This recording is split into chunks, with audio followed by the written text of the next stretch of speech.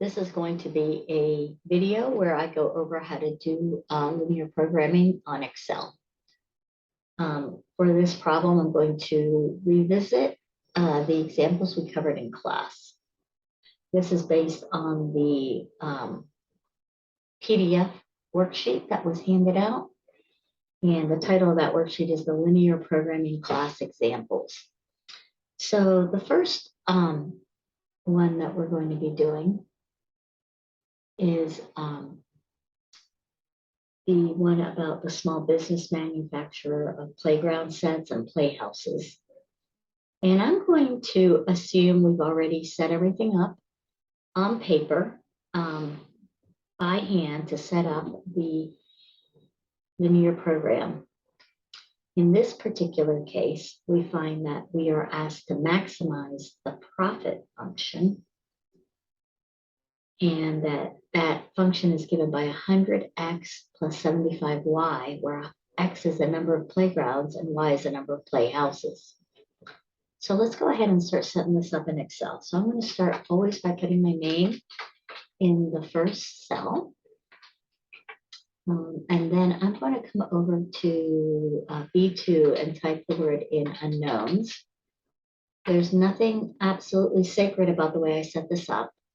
So if you set it up according to something else that you saw somewhere, that's okay. This just kind of follows along with what we set up in class with the table of information. So I'm going to say this is the relevant info part of the table. And as I told you in class, you're only going to need the X and Y columns. We're not going to put the constraints here. We'll put them down below.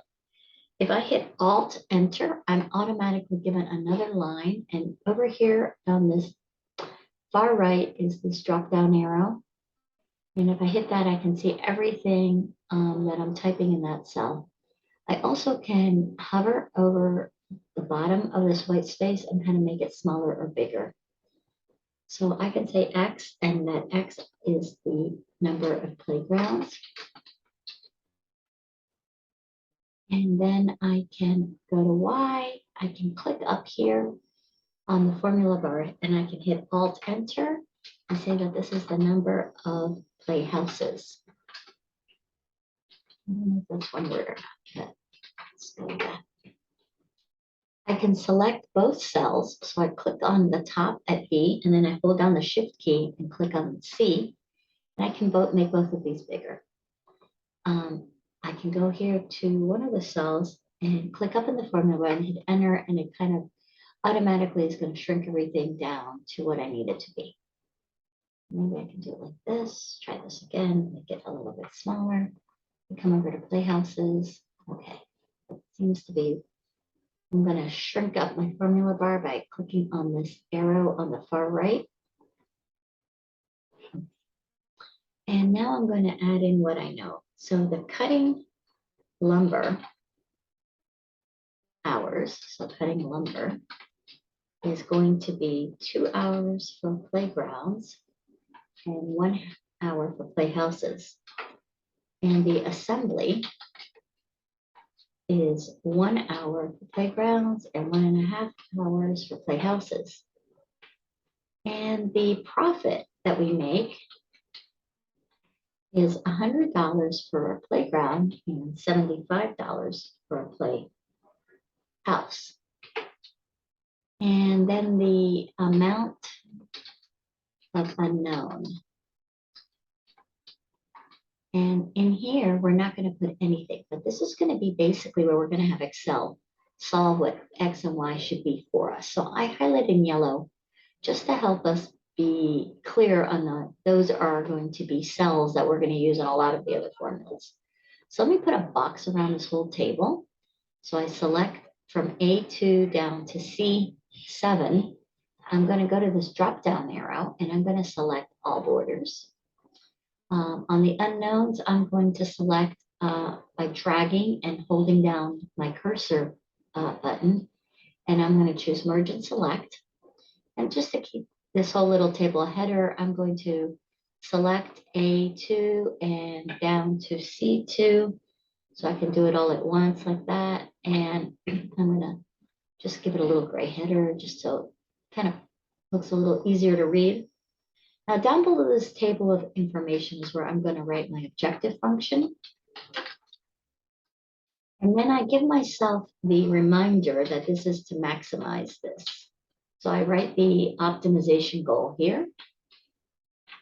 And let me just write this here, optimization, optimization goal. All right, and then over here, we're gonna write the objective function. Unlike what we did in class though, we're gonna write the objective function using relative references. And just to help us kind of keep everything straight here, I'm gonna select B and C, and I'm gonna go up here to this alignment on the home tab, and I'm gonna click center. And that's just gonna help me see everything kind of centered. So the value, the coefficients of X are under X, and the coefficients of Y are under Y. So now I'm gonna come in here and I'm gonna say, okay, well, the profit function that I'm trying to maximize is going to be 100 times whatever the X variable is. So I'm gonna go to this yellow box that's empty, that's going to be filled in by Excel with what the optimal X value should be. And then I'm gonna multiply that by the Y coefficient for profit times the cell that's going to be determined by Excel for that. So I click all these cells and I hit enter. And because there's nothing in here, I get a 0. If I click up here on the formula bar, every cell that I've selected, a range of cells, gets a different colored order. And that helps you kind of double check that you entered your formula right. So it's 100 times X plus 75Y, whatever that ends up being. Then down below here is where we're going to put in the constraints. We're going to tell Excel where all these constraints are. So that's why we have kind of a lot of creative freedom of how we structure our linear program in Excel. But again, this is the way I'm teaching it. You can do it a different way. If it works, that's fine. So let's go ahead and put in the constraints here. So the first thing we know is that we have 8 hours available. So we have a maximum of 8 hours per the department 1 and for the department that's doing the assembly. So we're going to say no more than 8 hours. And so for the cutting of lumber, I'm going to do the same thing I did with the profit function. I'm going to refer to the coefficients. So normally, right now we would do 2x plus 1y, right? And we'd say that that's less than or equal to 8.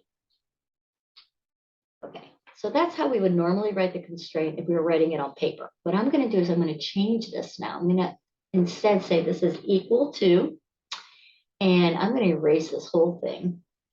And I'm going to say 2 times, so I'm pointing to cell references to do this for me, plus the y coefficient, which is a 1, times the y amount, that is the optimal solution. All right, so it shows up as 0, and that's fine because we don't have anything in these yellow highlighted cells. So maybe I need to have a little bit more description here. So I'm going to say for lumber, cutting lumber, and I'm going to hit Alt Enter to return that. So I have 2 lines on that. And then I'm going to say assembly and colon, and then Alt Enter. And I'm going to say same thing, no more than 8 hours. And I'm going to do the same thing here. But now I'm going to go to row 5, which is the coefficients for assembly. So this is equal to this coefficient, a 1 times the unknown X plus a 1.5 times the unknown Y. Okay, and let's go over here, and this part right here we don't really use in the solver, but it's just kind of to help us keep it straight. And then let's just give ourselves the non-negative constraints are also here. There's another type of constraint, which is integer constraints.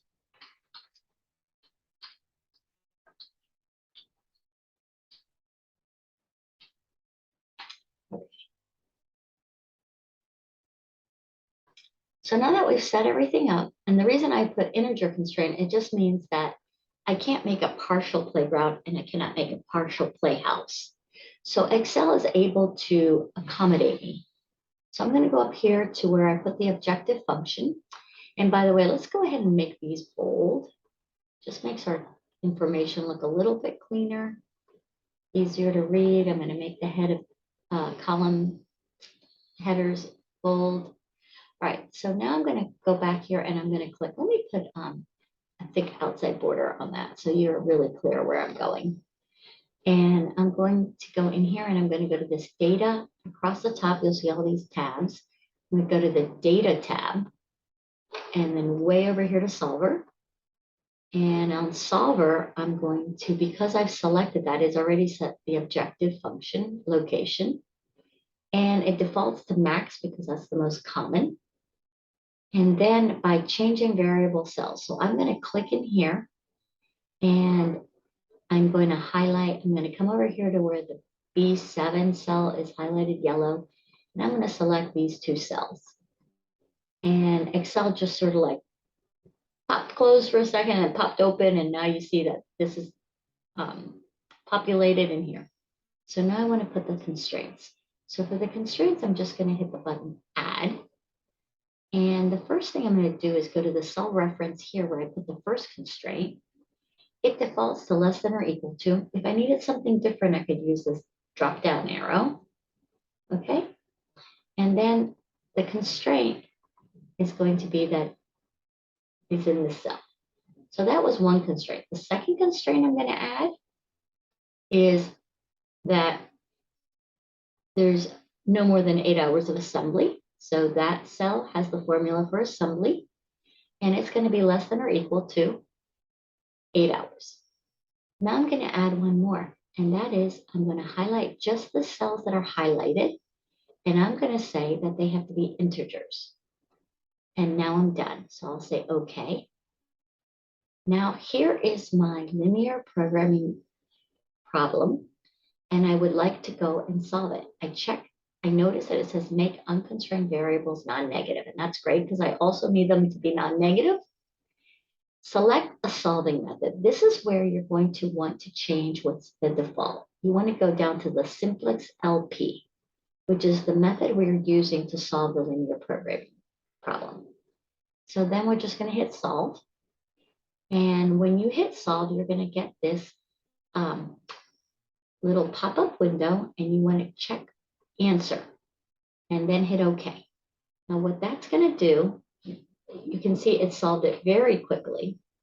It found that 2 playgrounds and 4 playhouses are the optimal solution with a maximum profit of $500. And this is, I believe, per day. So it's about $500 per day, assuming 2 playgrounds can be made and sold and 4 playhouses can be made and sold. Okay.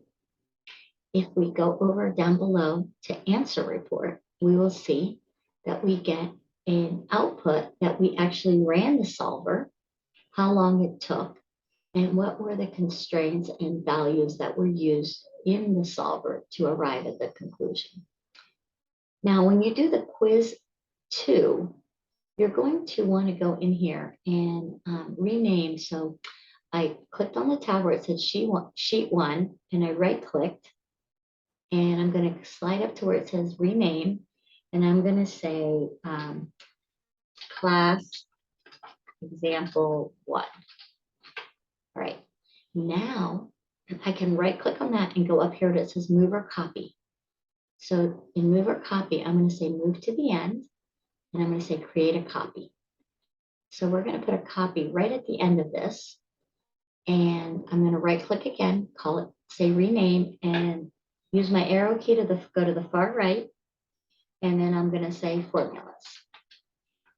And what we're going to do in here is we're going to go up here to the tab that says formulas and come over to the formula auditing, which enables us to double check our formulas. We're going to hit show formulas. Okay, so here now we see what were the formulas that we actually typed in on the previous worksheet that were sort of like under the hood, if you will. So that's how we did example 1 in class. I'm going to now show you how I would do example 2. So for example 2, I'm going to go down here to this new sheet. I'm going to right click and I'm going to say this is class example 2. And then I'm going to go over here to class example 1 and I'm going to click on A1 and then I'm going to hold down my shift key and I'm going to click on D14. So I've selected all this data. Another way to do that is just start with A1 and then drag down to what you want. And then I'm going to copy this. So I prefer to do Control C. I think you can right click and hit that as well. And I'm coming over here and I'm just going to copy this down. So now it selected all this. Let me select A through D up top. And when I've selected these columns, if I expand any one column, it expands all the columns. So I can expand all the columns like this. And then what I'm going to do is go in for problem number 2. Now, if you remember, problem number 2 is about the automobile dealer who has no more than 100 cars on his lot, and some are convertibles and some are sedans, and we want to maximize the profit.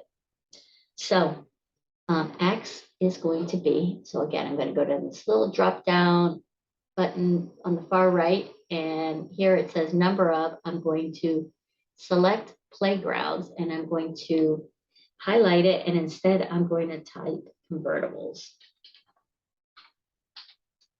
on lot. Okay, maybe I don't need to do on lot. Let's just assume we agree that that's what that means. So let me get rid of that. Okay. And now for Y, I'm going to put number of sedans. Okay. Now, when I go to the table of relevant information, we said room on lot. So the room on the lot is the total number of, and remember, this is just like an investor example. It's just the total number of convertibles and sedans. Total number of cars, so 1 and 1 are the coefficients of that. The second bit of information was regarding the relative amounts that we are going to have. So if you recall, when we worked this out, he sells at least 3 times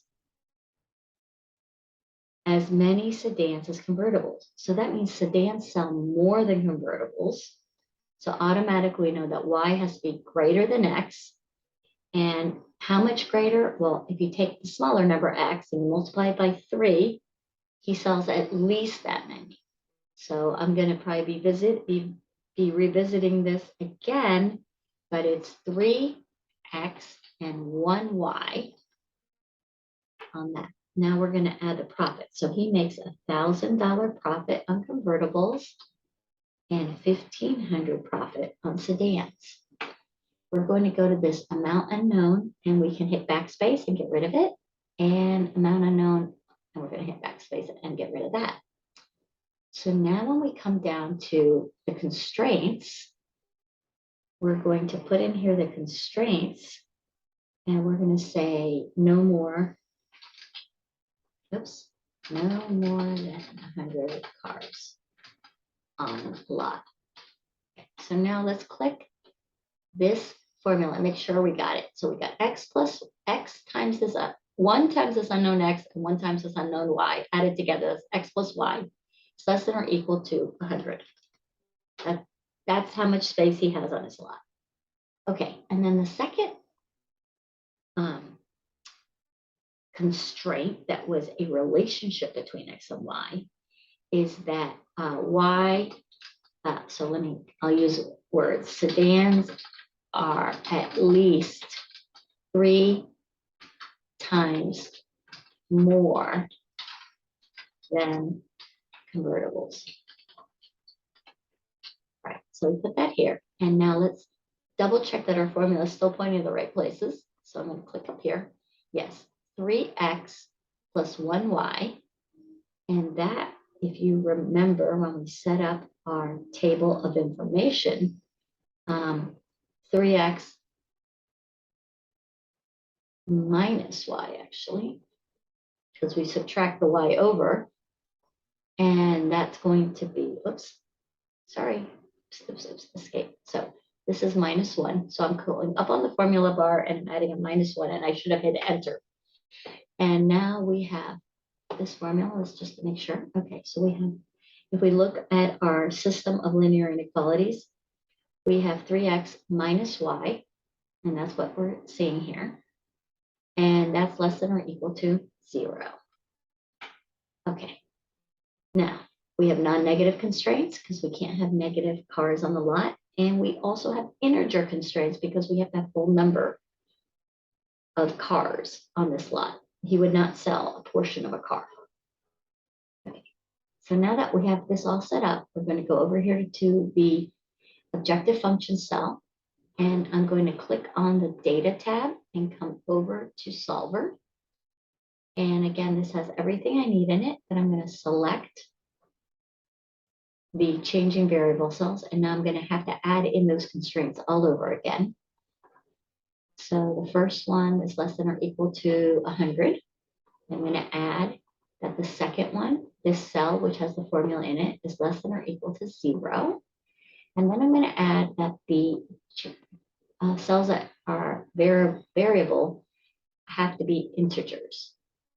And then I'm going to say okay, because I don't need to add any more constraints. I have confirmed that their non-negative constraints will be applied. And now I'm going to hit the down arrow here and make sure I pick simplex LP. And I'm going to hit solve. Once I get solve, I'm going to choose that I want the answer report, and I'll hit OK. So now I see that my answer is that 100, the profit, maximum profit that I can make by how many cars I have on the lot is is $150,000. I actually don't need to have any convertibles on the lot and just have 100 sedans to maximize my profit.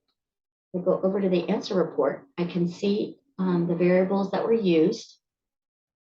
There's a lot of space in here. I'm not sure why it's putting so much space, but it's telling us the original values and then the final value that it arrived at. And basically, it will, in the bottom, kind of give us a little summary of the constraints. So the sedans have to be at least 3 times more than the convertibles. And this was not really enforced because everything was, I mean, it wasn't needed is the better way to say it, because we used everything up by the first constraint and we satisfy the second constraint anyway.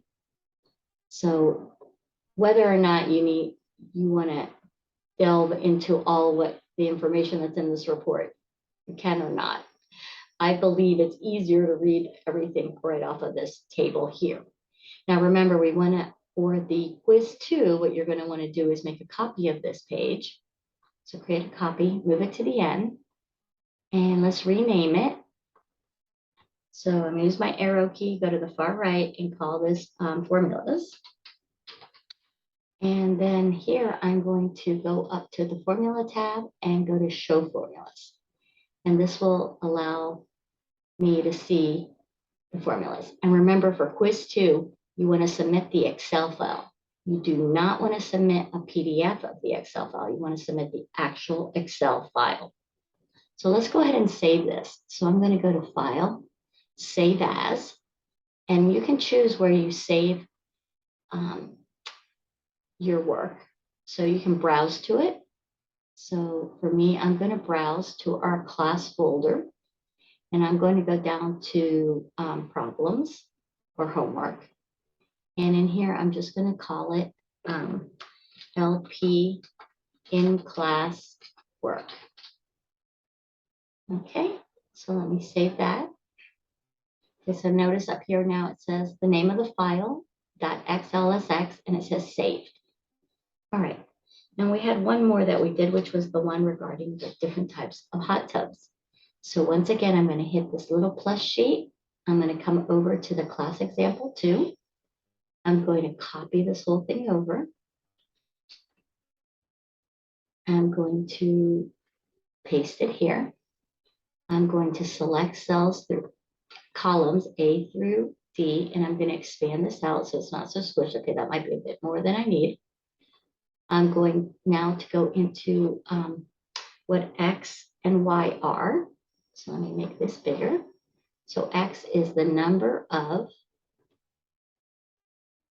aqua spas. All right, and then we go to Y, and Y is the number of hydro lux. And if you remember, for this problem, we actually had a third type. So we're going to call this Z. And this is the Z. And I'll enter. And this is the number of lagoon spas. I'm going to take this unknown and extend it. So go back to the home, center and merge, and hit it twice. So the first time it undoes what I did the first time, and now it's going to do it for all of them. I'm going to click on this, and I'm going to fill that color there. All right. Now let's go in and put the table of relevant information in. So the first thing is pumps. So pumps, we saw that we needed every type of spa is going to need a pump. Let's fix our table up just a little bit before we plug all that in. I'm going to select this whole table. I'm going to go up here to the all borders. And I think that's going to help, except the top, the Z needs to be bold, and this column might be nice to make it centered. So we keep everything in order. Okay, so each one of the spas needs a pump. We already talked about that in class.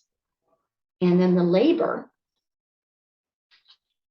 and this is in hours, is going to be 9 hours for the aqua spa, 6 hours for the hydrolux, and 8 hours for the lagoon spas. The tubing, and now notice I do care about the price and I do care about the cost. But let me go ahead and add a couple columns, so a couple rows. So let me show you how I did that. So I select not on the A6, but out here on the left where it's pointing to 6. I'm going to select that. And then I'm going to go down to 7, and I'm going to hold the shift key down and select row 7.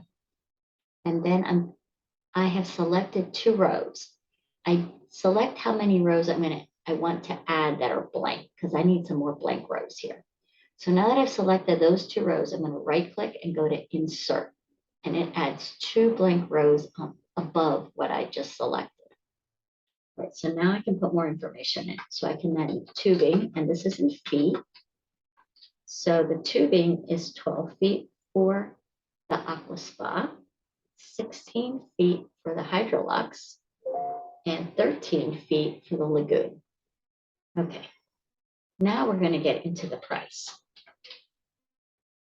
So the price is $2,000 for the aqua spa. And the cost to make it, so that's the selling price, and the cost to make an aqua spa was $1,650. Hold on, I'm just double checking homework. That is okay. All right.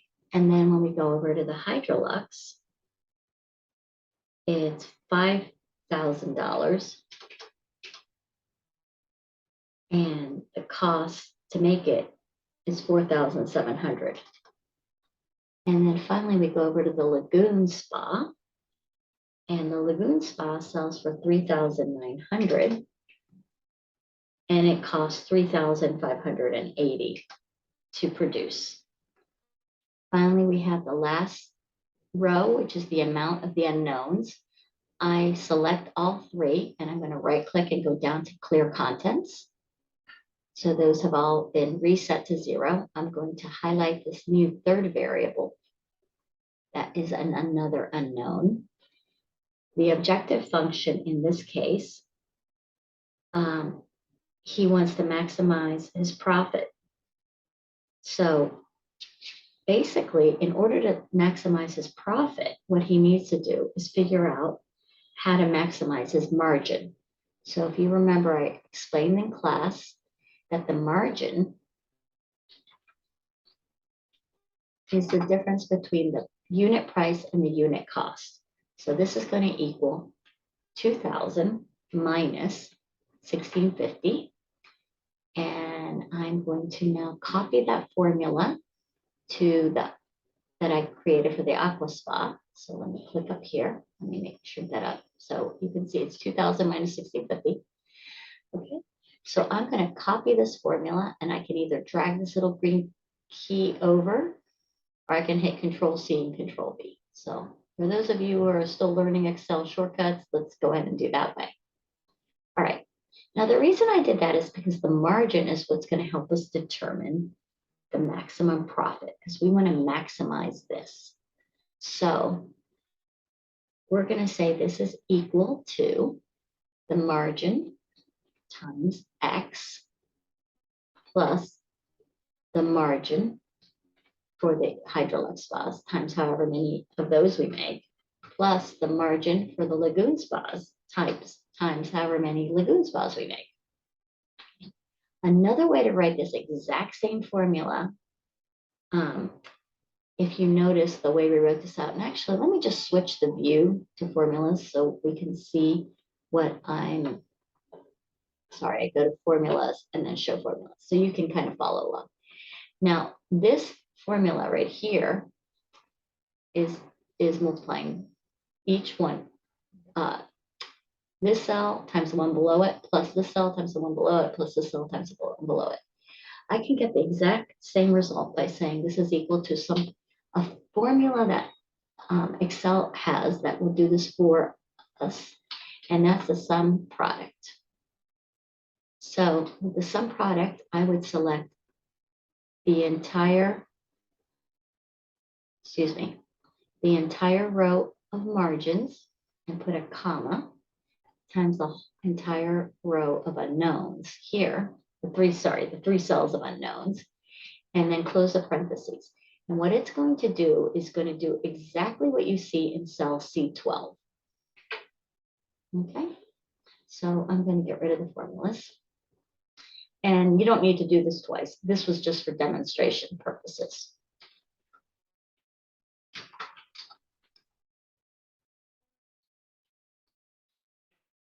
You can do either formula you prefer. You don't have to solve the objective function twice. Okay, but now we need to come down to the constraints. So what we found out is there are no more than 200 pumps. Max of 200 pumps available. We go to this formula, let's check it to see. Okay, it is on the pumps, but the problem with it is it's missing this Z variable. So we're gonna have to add that on. So plus Z, the coefficient on Z times the unknown amount for Z, and that's gonna be less than or equal to 200.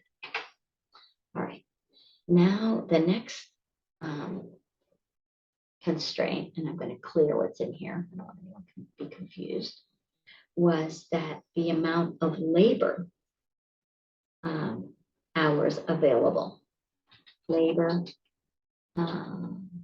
max labor hours of, and it was 1566.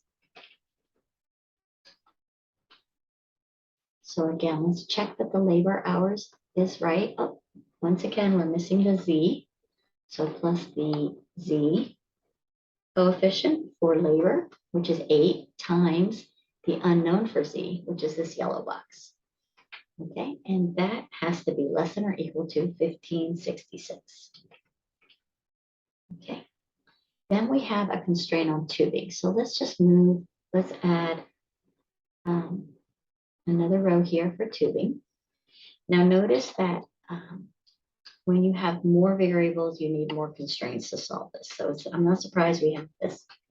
And you can always have more constraints than you have variables. That's fine. You may not be able to find an answer sometimes. Okay, so for tubing, the tubing, if you recall, when we were reading through this problem, was telling us that we had 2,880 feet of tubing, right? Tubing available,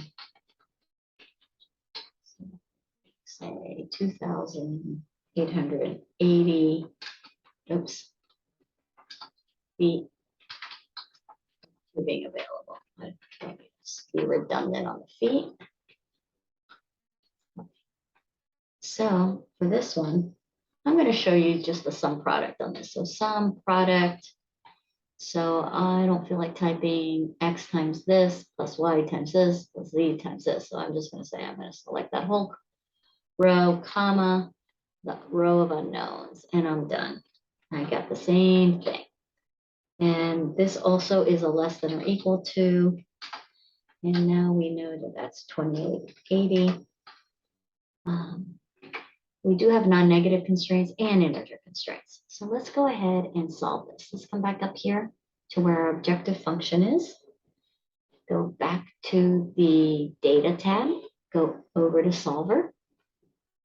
And we're going to see that we've selected the right cell. We do want to maximize that. And we're going to change the variables in these 3 cells. We're going to add the constraint less than or equal to 200 for the number of pumps. We're going to add the constraints on the labor, which is less than or equal to 1566. And then we're going to add the constraints on the tubing, which is less than or equal to 2880. And then we're going to add, we're going to select the yellow cells, and we're going to say those need to be integers. And now we're done. So we'll say OK. So we will now pick the simplex LP method and hit solve. And then we're going to choose answer and hit OK. And so now we see that the maximum profit obtained is 66,100, and that this is obtained if he produces and sells 122 aqua spas and 78 hydrolux spas and 0 lagoon spas. If we go over to the answer report, we can see that he used up all the pumps to arrive at this optimal value. He used up all the labor hours, and he did not quite use up all the tubing. So he wasn't able to use all of the constraints to their maximum. So there's slack. There was some slack left over on the tubing of 168 feet. Okay, so that's one way to interpret that. So let's go back over to sheet 7. I'm going to rename it class example 3. I should have done that at the beginning. And now I'm going to right click on, right click on that tab, move or copy, create a copy, and I'm going to put it at the end. And I'm going to rename it formulas. And once again, I'm going to go up to the formula tab and go to show formulas.